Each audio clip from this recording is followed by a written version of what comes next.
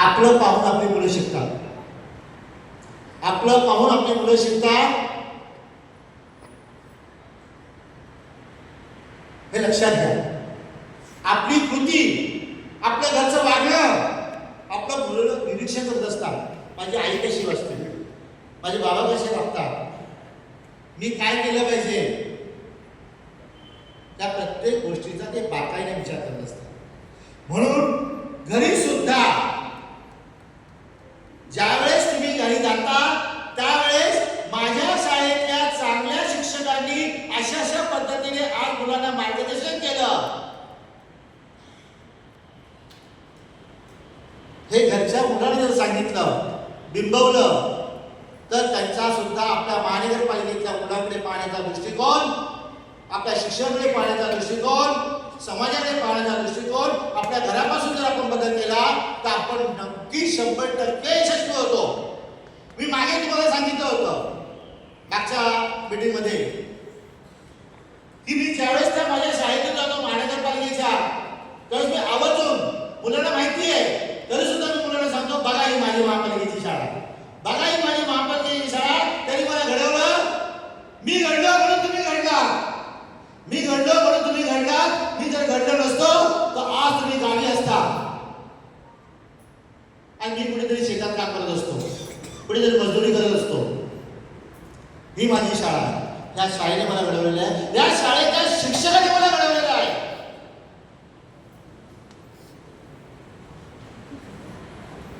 बहुतेक जणांना माहिती आहे गरिबी काय असते.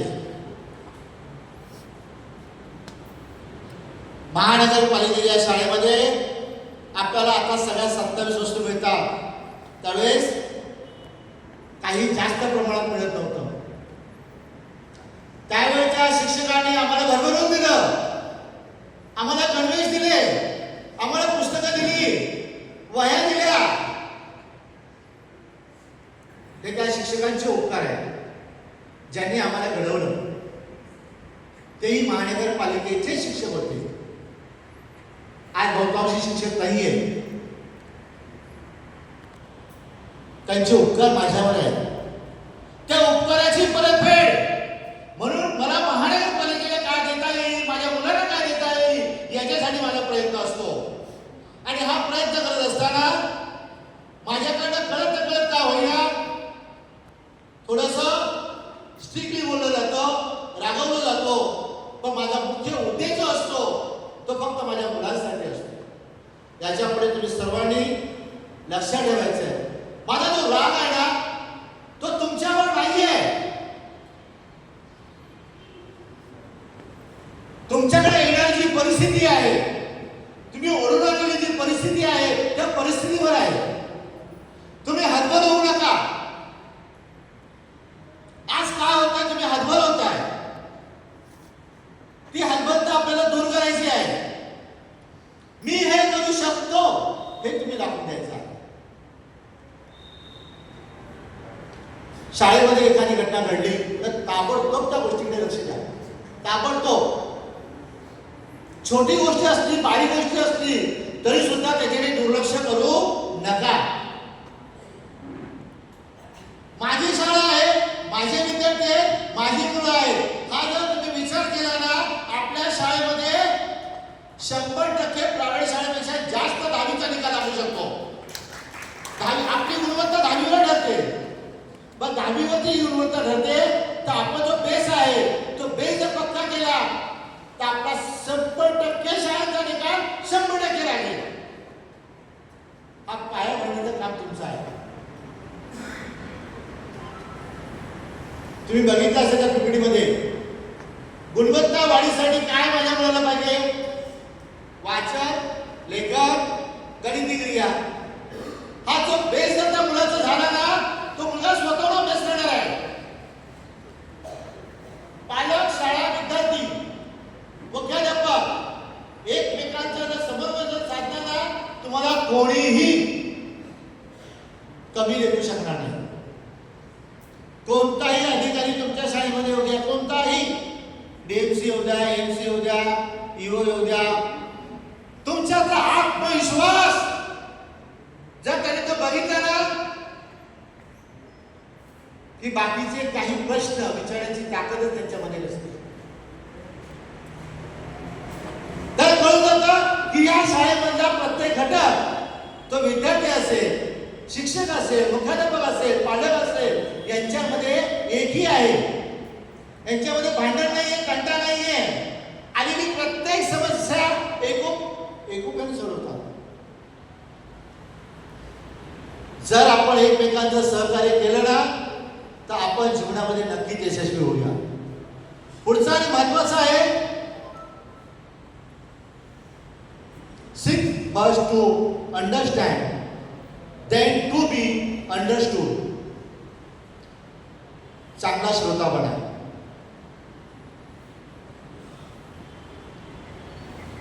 श्रोता जर बनलं, चांगल्या गोष्टी जर आत्मसात केल्या, तर आपल्याला त्या दुसऱ्यांपर्यंत पोहोचवता येतात. आपल्या मुलांपर्यंत, आपल्या घरापर्यंत, आपल्या परिसरापर्यंत, आपल्या नातेवाईकांपर्यंत. म्हणून चांगले श्रोता बना. सगळ्यांच्या ज्या काही सूचना असतील, विचार असतील, ते समजून घ्या, मांडून घ्या, ऐका. डायरेक्ट रिएक्शन देऊ नका. तुम्ही जर समोरच्यांच्या भावना समजून घेतल्या नाही, तर त्याला काही अर्थ नाही. मी आतापर्यंत एकाही शिक्षकाला, एकाही मुख्याध्यापकाला रजा नाकारलेली नाही. मी पुन्हा एकदा सांगतोय, एकाही शिक्षकाला, एकाही मुख्याध्यापकाला रजा नाकारलेली नाही. सगळ्यांना रजा दिलेली आहे. फक्त त्याच्यामध्ये तडजोड केलेली आहे. जर 20 दिवसाची असेल तर 15 दिवसाची केलेली आहे. महिन्याभराची असेल तर ती 25 दिवसाची केलेली आहे. रजा घ्या, पण रजा घेत असताना माझ्या त्या 40 मुलांचं नुकसान होणार नाही, याची सुद्धा गॅरंटी तुम्ही घ्यायची पाहिजे. जर मी माझ्या मुलाच्या लग्नाला चाललोय, मुलीच्या लग्नाला चाललोय, माझ्या मुलाची परीक्षा आहे, मुलीची परीक्षा आहे, पण माझी जी 40 मुलं आहेत ना, त्यांचं कोण बघणार हो? त्यांचे आईबाप तुम्हीच आहात. त्या मुलांना योग्य गायडन्स मिळत नाहीये. त्या पालकांच्या सभा घ्या, त्यांना सांगा की मी आज नाहीये, मी 10 दिवस नाहीये, मी 20 दिवस नाहीये. माझ्या वर्गात बाजूचा शिक्षक असणार आहे, तिथे जाणार आहे. जमल्यास एसएमसीचा वापर करा. शाळा पायाभूत सुविधा या सुद्धा आपण ज्यावेळेस परिपूर्ण करण्याचा प्रयत्न करतो, त्यावेळेस या समाजाची गरज आपल्याला भासते. ज्या सुविधा आहेत त्या सुविधा चांगल्या सुस्थितीत राहण्यासाठी सुद्धा आपल्याला या पालकांची गरज असते. तुम्ही एकटे काहीच करू शकत नाही. तुमचा मुख्याध्यापक काही करू शकत नाही. तुमच्या शाळेमध्ये 200-250 विद्यार्थी आहेत ना, त्यांचे पालक तुमच्या सोबतीला असताना तुम्ही काही करू शकता. हरिनगरची शाळा आहे. माझी विनंती असे हरिनगरच्या शाळेला, जेवढे विद्यार्थी त्या बिल्डिंगमध्ये आहेत त्या पालकांची सभा घ्या. मला बोलवा, नगरसेवकाला बोलवा, समाजसेवकाला बोलवा आणि त्या इमारतीची जी सूचना आहे, त्या इमारतीच्या ज्या अडचणी आहेत, त्या ठिकाणी येणारी जी काही समस्या आहेत, त्या समस्या दूर करण्यासाठी आपल्याला 100% प्रयत्न करायचे आहे. बहुतेक वर्षभरामध्ये ती इमारत जी आहे ती मेजर रिपेअरिंगसाठी जाणार आहे. पण माझ्या त्या शाळेच्या मुख्याध्यापकाला, शिक्षकाला, मुलांना, बाह्य लोकांकडे त्रास होणार नाही याची दक्षता घेण्याचे काम आपल्याला सर्वांना करायचं आहे.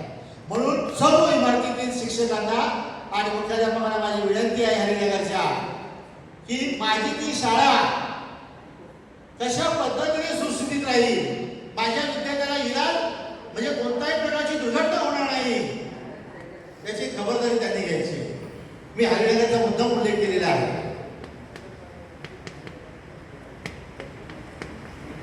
बहुतेक जणांना आता एक साधारणतः अंदाज आला असेल की आपल्याला जे बोलायचं आहे ना ते स्पष्ट बोलायचं आहे. मला ते जे शंका आहेत ना ते शंका दूर करायचे आहेत. विषय एकच आहे, गुणवत्ता विकास.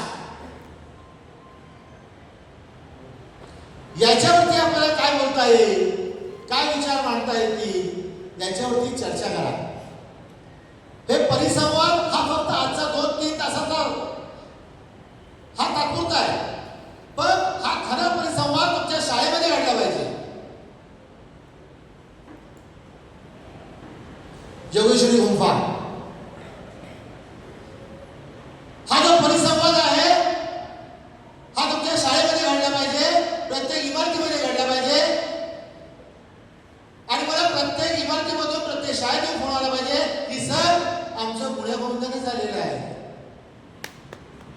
आमच्यात कुठेही काडीमोड नाही, कुठेही भांडण नाही, माझं डोकं शांत. सर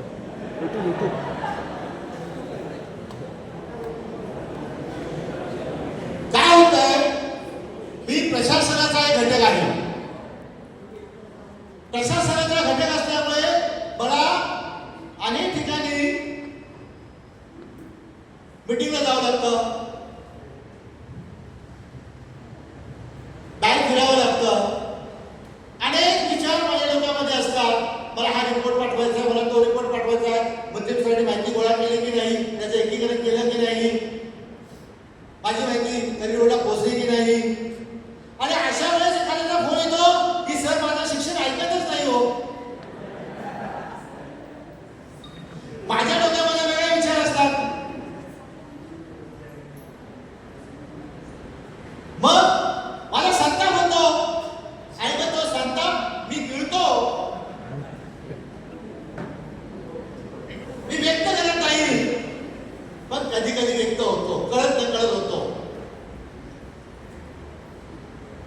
आपल्याला जे अधिकार दिलेले आहेत ना ते अधिकार सीमित आहेत. ही महानगरपालिका आहे, प्रत्येकाला काम ठरवून दिलेलं आहे. शिपायाने कोणतं काम करायचंय, मायाने कोणतं काम करायचंय, शिक्षकाने कोणतं काम करायचंय, मुख्याने कोणतं काम करायचंय, विभाग निरीक्षकाने काय करायचंय, मी काय करायचंय, माझ्या वरिष्ठांनी काय करायचंय. पण एखादा शिक्षक जर म्हटलं मी डेप्युटीचं काम करतो तर चालेल का?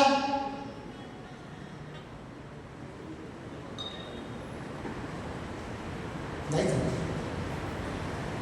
एखाद्या मुख्याध्यापकाने सांगितलं मी व्यवस्थित काम करायचंय, चालेल का?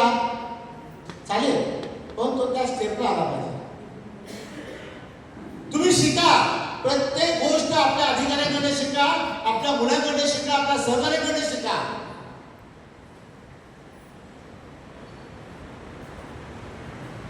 शिकल्यामुळे खूप फायदा होतो. छोट्या छोट्या गोष्टी ज्ञान घ्या, माहिती करून घ्या, कुठे करून घ्या, आपल्या सहकार्याकडे घ्या. मला जर एखादी गोष्ट अडचणीची वाटली, एखादा प्रॉब्लेम सॉल्व्ह झाला नाही तर मी पेपर लिहित बसत नाही, मार्गदर्शन करत नाही, मी डायरेक्ट वरच्या अधिकाऱ्याला फोन करतो. मी पेपर लिहित बसत नाही, मला आलेल्या समस्या मी डायरेक्ट समोरच्याला सांगतो आणि त्यांच्याकडे उत्तर घेतो. जर त्याचं समाधान मला असं वाटलं की नाही याच्यामध्ये कन्फ्युजन आहे, मी अजून दुसऱ्याला विचारतो. विचारण्यात कमीपणा राहता कामा नये आणि आपण इथे चुकतो. मला येत नाही, मग आपण जर समोरच्याला विचारलं तो आपल्याला हसेल, अरे हसू दे ना, काय फरक पडतं. पण तुमच्या ज्ञानात भर पडणार आहे, तुमच्या ज्ञानात भर पडणार आहे. ही गोष्ट लक्षात. त्याच्यामुळे सतत सतत सतत शिका.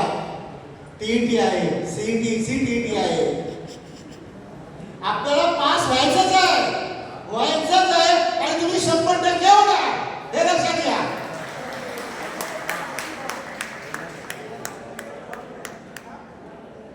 माझा एकही शिक्षक टीईटी नाही, सीईटी नाही म्हणून बाहेर जागा कामा नये हे लक्षात घ्या. पुढचा सिनरीज.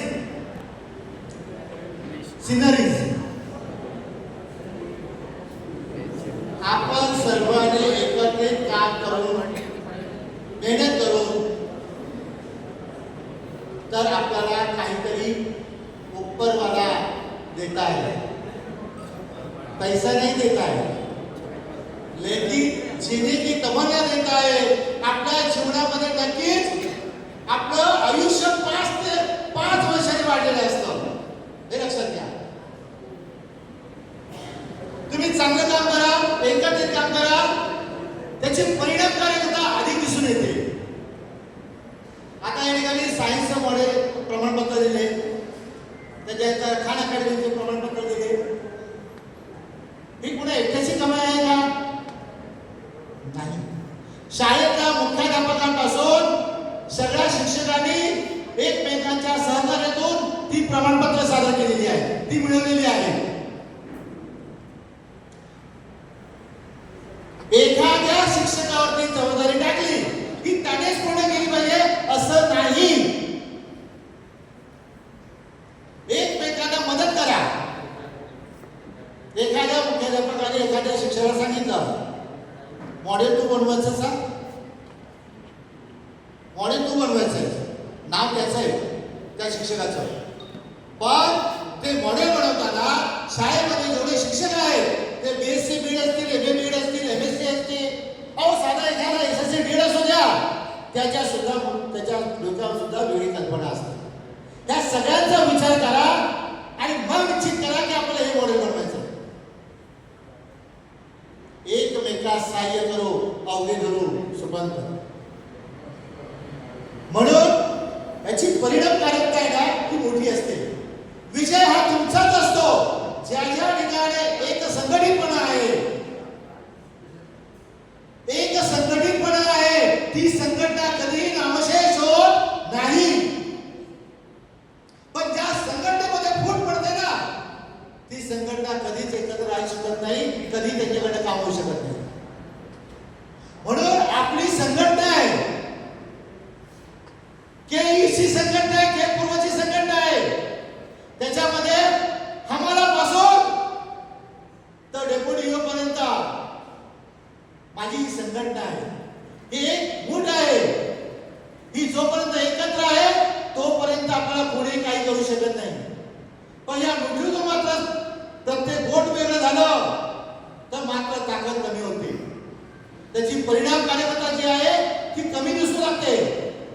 आणि म्हणून माझी तुम्हाला सर्वांना विनंती असणार आहे की आपला जो वॉर्ड आहे हा एकत्रित शेवटपर्यंत त्याच्यामध्ये कुठेही हेवे दावे दिसता कामा नये.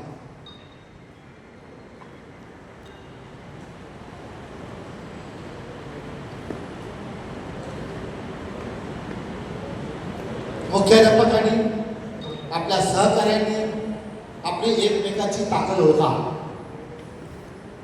आपल्याकडे इतके चांगले चांगले शिक्षण आहेत ना, विचारायची सोय नाही. पण आपण त्यांना नीटसे ओळखत नाहीये. प्रत्येक जण वेगवेगळ्या क्षेत्रात पाहिजे आहे, प्रत्येक जण इथे एकही कमी नाहीये.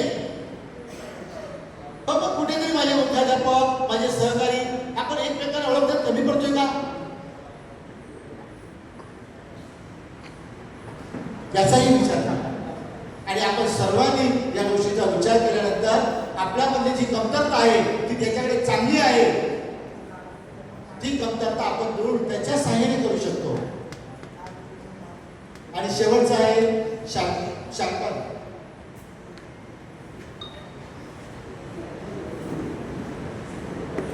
Sharpen the sword. आता काही ना थोडस मला वाटतं संवाद झालेले आहे आणि शेवटचा मुद्दा आहे.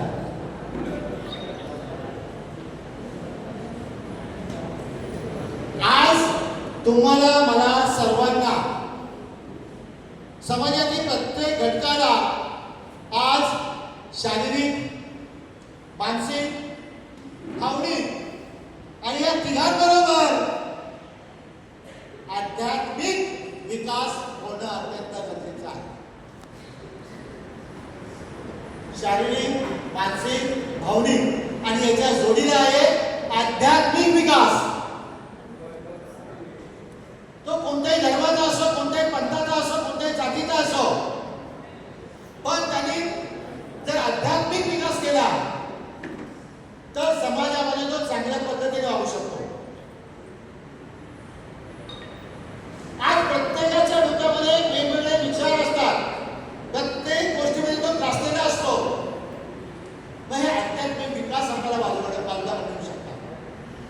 ट्रेन मधली घटना तुम्ही प्रत्येकाने ऐकले ना? ट्रेन मधली घटना काय झाली ती महाराज स्टेशनला? काय झालं महाराज स्टेशनला?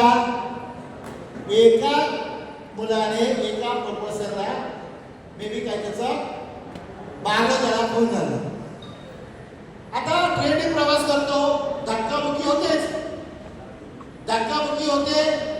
मग आपल्या डोक्यात आपले विचार आपण कुठपर्यंत पोहोचलेलो आहोत? एखाद्याचा खून करेपर्यंत. काय मानसिकता आपल्याला दिली आहे?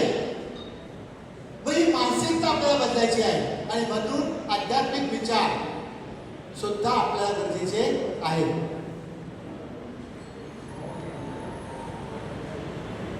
हे सगळं असताना आता फक्त तुमच्याशी रिलेटेड, माझ्याशी रिलेटेड काही गोष्टी ज्या आहेत त्या तुम्हाला सांगतो, कारण हे महत्वाचं आहे. तुम्ही सर्वांनी त्याचा अभ्यास केलेला आहे. अभ्यास केला नसेल तर अभ्यास करा. बालकांचा मोफत व सक्तीच्या शिक्षणाचा हक्क अधिनियम 2009 हे पुस्तक सर्वांनी वाचलं नसेल तर वाचून घ्या. गुगलवरती सर्च करा, ते डाउनलोड करा आणि ते वाचून घ्या.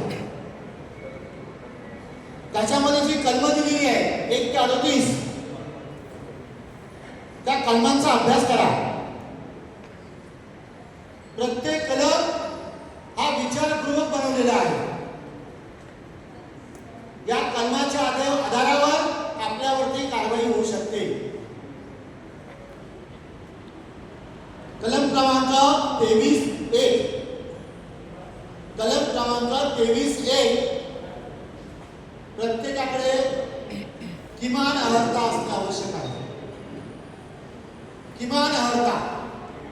म्हणूनच तुम्ही प्रत्येक जर आज टीईटी आणि सीटीईटी साठी ऍप्लिकेशन केलेलं आहे, आपल्यामध्ये स्वतःमध्ये सुधारणा करण्यासाठी, आपल्यामध्ये बदल करण्यासाठी, आपल्या मुलांमध्ये अधिक गुणवत्ता देण्यासाठी, तुमची स्वतःची गुणवत्ता वाढत आहात, म्हणजे किमान अर्हता प्राप्त पाहिजे.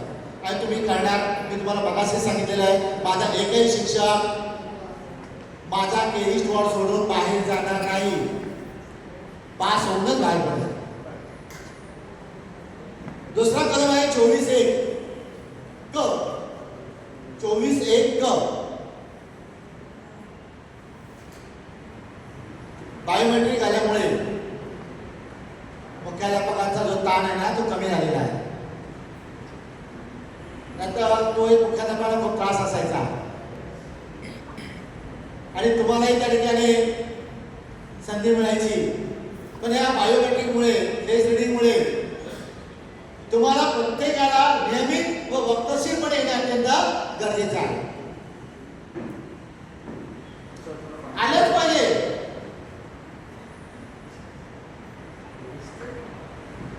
जर एखाद्याच्या वर्गामध्ये 40 मुलं आहेत आणि त्या शिक्षकाने एका मुलाला सांगितलं, बाबा तो रोज येतोय, उशीर येतोय, रोज उशीर येतोय, व तो शिक्षक त्याला वेगवेगळ्या प्रकारे शिक्षण देतो. मारायचं तर नाहीये, मुलाच्या अंगाला हात लावायचा नाहीये, असंविधानिक भाषा वापरायची नाहीये. पण त्या मुलामध्ये बदल झाला आणि मुलगा रोज शाळेमध्ये वेळेवर येऊ लागला आणि कालांतराने शिक्षणच उशिरा लागला. तो शिक्षणच उशिरा लागला. जो शिक्षक ज्या मुलाला सांगायचा वेळेवर ये, त्या मुलामध्ये सुधारणा झाली आणि काही दिवसांनी तो शिक्षकच वेळेवर न येता उशिरा लागला. त्या मुलाच्या डोक्यामध्ये काय वेगळे विचार असते बघा. तो छोटासा मुलगा आहे, विचार करा, प्रत्येकाने विचार करण्यासारखी गोष्ट आहे. म्हणून हा जो कलम आहे 23(1) क हा सुद्धा अत्यंत महत्वाचा आहे. कलम 24(1) ख अभ्यासक्रम नियोजन, पूर्तता, सर्वांगीण विकास. माझ्यासमोर जे काही विद्यार्थी आहेत, भले ते 10 असतील, 20 असतील, 40 असतील, 60 असतील, प्रत्येकाचा सर्वांगीण विकास होण्यासाठी मी कटिबद्ध आहे. भले त्याचा विकास सगळे डॉक्टर झाले पाहिजेत, इंजिनियर झाले पाहिजेत असं नाही. तो या जगामध्ये व्यवस्थित आपल्या कुटुंबाचं पालनपोषण करू शकेल, आपल्या देशाचा दर्जा वाढवू शकेल असा नागरिक आपल्याला तयार करायचा आहे. कलम 24(1)(ड) कलम 24(1)(ड) पालक सभा, लोकसभा पालकांच्या सतत संपर्कात राहणे. त्या पालकांचा एक ग्रुप बनवा, पालक मीटिंग घ्या.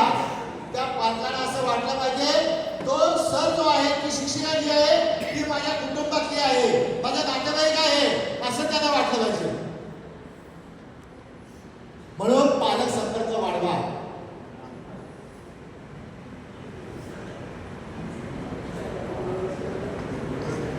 कलम 31 हा शेवटचा कलम मी सांगणार आहे, जे माझ्या रिलेटेड होते, महत्वाचे होते. कलम 31 बालकांच्या हक्काचे संरक्षण. आपल्या सर्वोच्च न्यायालयाने सुद्धा सुमोटो याचिका दाखल केली की शाळेतला प्रत्येक छोटा जो बालक आहे त्या बालकावरती अन्याय होणार नाही, त्या मुलावरती अन्याय होणार नाही याच्यासाठी याचं संरक्षण करायचं आहे. हे संरक्षण कशा पद्धतीने होईल याच्यासाठी काही नियमावली लावून दिली आणि म्हणून आपल्या शाळेतला प्रत्येक बालक सुरक्षित राहील याची काळजी माझ्या सर्व मुख्याध्यापकांनी, शिक्षकांनी, शाळेतल्या शिपायांनी, शाळेतल्या सिक्युरिटी गार्डनी, हाऊस कीपिंगनी सगळ्यांनी घेणे गरजेचं आहे. एकच ध्यास, गुणवत्ता विकास, हे उद्दिष्ट प्रत्येकाने आज आपल्या स्वप्नामध्ये बाळगायचं आहे.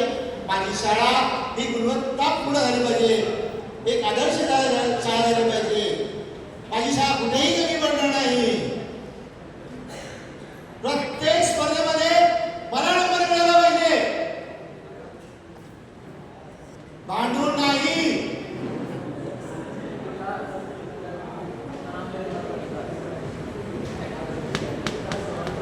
तर अशा पद्धतीने तुम्ही सर्वांनी या गुणवत्ता विकासासाठी या परिसंवादामध्ये आपला वेळ दिला.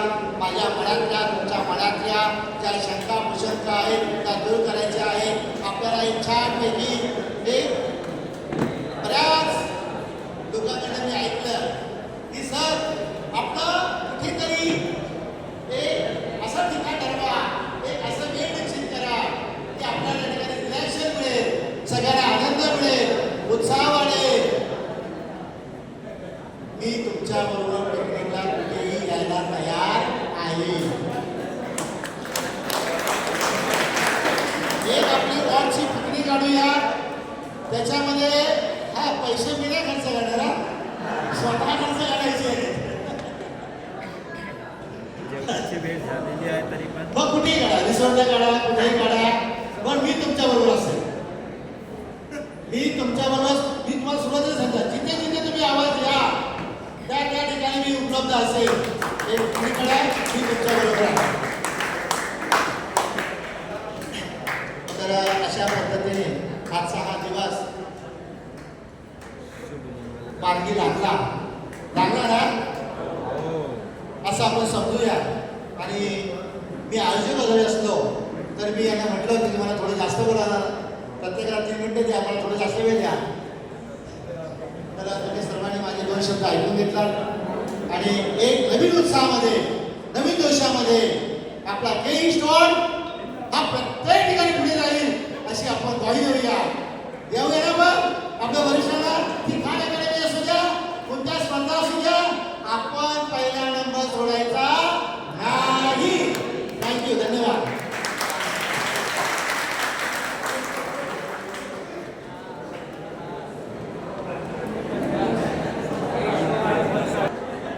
आपलं मार्गदर्शन हे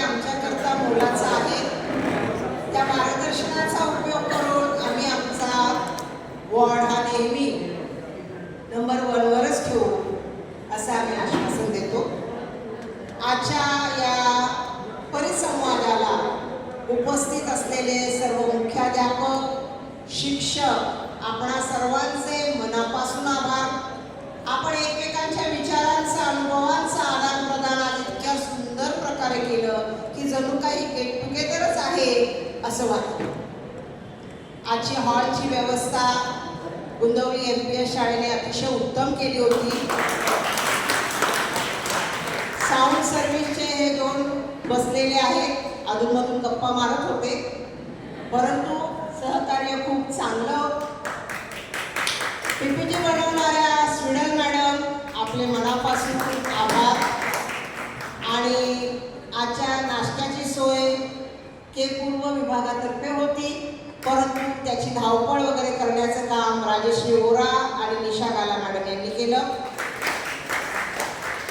आजच्या परिसंवादामध्ये आपले विचार व्यक्त करणारे मुख्याध्यापक, शिक्षक यांची मी मनापासून आभारी आहे. आणि त्यांचे विचार आपण शांतपणे ऐकून घेतले, वेळोवेळी टाळ्या वाजवून त्यांना प्रोत्साहित केलं, त्याकरता आपण सर्वांचे पुन्हा एकदा धन्यवाद. आणि या कार्यक्रमाची जी काही धावपळ, एखाद्या लेकीच्या लग्नामध्ये मुलीचा मुलगा जेवढा धावतो पळतो, मुलीचा बाप तसे आमचे मुक्तीप सर मुलीच्या लग्नात जेवढे धावणार नाही तेवढे अशा कार्यक्रमामध्ये ते धावपळ करतात. आपणा सर्वांचे मनापासून आभार. राष्ट्रगीत होईल आणि आजच्या परिसंवादाचा शेवट.